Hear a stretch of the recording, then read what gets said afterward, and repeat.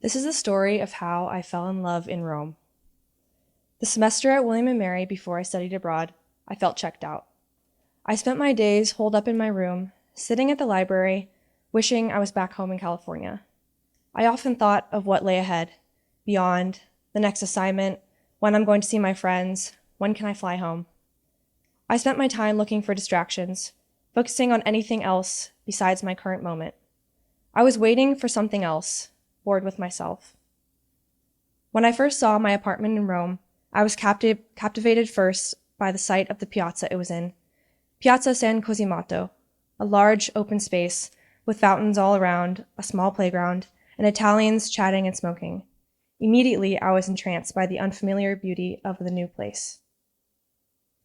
The courtyard of the apartment was open air and full of huge plants that stretched up to the light coming in from the top. There was an enormous metal elevator, probably 50 years old, that I didn't use. One, because I didn't know how, but also because I liked the way it felt to traipse up the stairs, stepping on worn stone where people's feet had been before. Underneath my apartment building, there was a little coffee bar, Picchiato. I started every day in Rome there, no matter how late I was for class. I practiced my Italian with the guys that worked there as soon as I learned a few words. Buongiorno, posso avere un cappuccino e un cornetto? Good morning, can I have a cappuccino and a croissant? I valued my morning chat with the people at the coffee shop, but I also loved the ritual of sitting outside in the square, drinking my coffee, and watching the locals go by. Over the course of the semester, I got to know many of the locals in the piazza. Most friends I knew by name, like Mir, the man who ran the convenience store who we bought wine from. Every weekend night, hordes of Italian preteens would rush his store, trying to buy alcohol from him. They were definitely too young, even for Europe, and Mir would become frustrated trying to shoo them away. After the kids had cleared out, we would waltz into the store and chat him up. Come stai? Quei bambini, eh? How are you, Mir? Those kids, huh? We had always noticed the little pottery studio in the courtyard of our apartment, but we didn't investigate until 2 months in. When we finally built up our confidence, we knocked on the glass door and asked if we could join. Every week for the rest of spring, we made pottery with kids from the neighborhood. Our instructor, Laura, was incredibly welcoming to me as an American. I was terrible at pottery, and the language barrier made things 10 times worse. Luckily, I wasn't really there to make ceramic mugs. Laura taught us Italian, and we helped her practice English. One week, we exchanged music with the Italian kids and spent the session chatting with the group and listening to our blend of American and Italian songs. There was this guy who worked at the cheese stall at a local market who wouldn't give me my cheese until I asked for it correctly in Italian. As frustrating as it was, I wanted to immerse myself in the language and culture. Learning Italian sparked something in me. The day I left to come back to the US, I visited the cheese stall one more time. Io andare in America oggi. Grazie per tutto il formaggio. I'm going back to America today. Thank you for all the cheese. He gave me my Parmesan for free. When I had the day to myself in Rome, I would pick a direction and start walking until lunch. I could walk for hours without a destination. Sometimes it would lead me somewhere spectacular, like one time I wandered into a church near my school and I found a Caravaggio I had studied at home. Most of the time, though, I would just walk and look around, absorbed in the buildings, the people, and the sunshine. After a long walk, I would sit in a restaurant.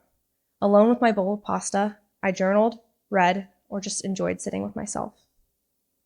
I had met Michele twice before I agreed to let him take me to his family's home in the countryside. It was late April, and everything was just starting to bloom.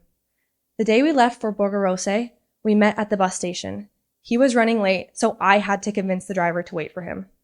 Per favore, aspetta 2 minuti per il ragazzo. Please, wait 2 minutes for my boyfriend.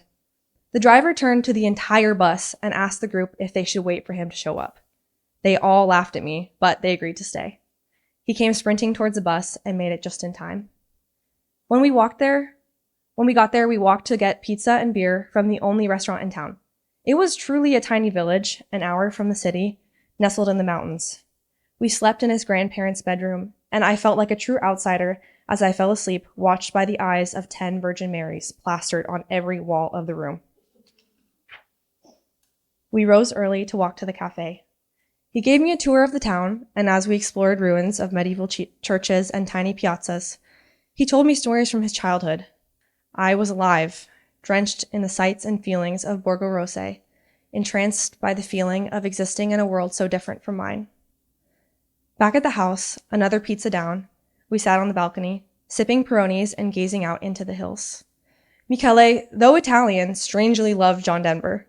He dragged an enormous Bluetooth speaker into a room next to the balcony and played one of his albums. We stood together, looking out at the countryside and each other, listening. Though the scene from the outside must have been comical, it was one of the most beautiful moments of my life. I was leaving for home in 2 weeks. I thought about the boredom I felt there and how I never want to feel that way again. I want to be living, interested, and in love with everything I do. So I cried for Rome and Michele and for myself, that I always had to leave the things I love to go somewhere new. It took falling in love with the people and places of Rome for me to fall in love with my present.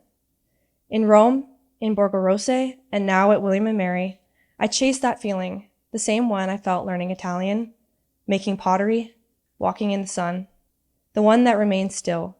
Vivere, vivere, live, live. Thank you.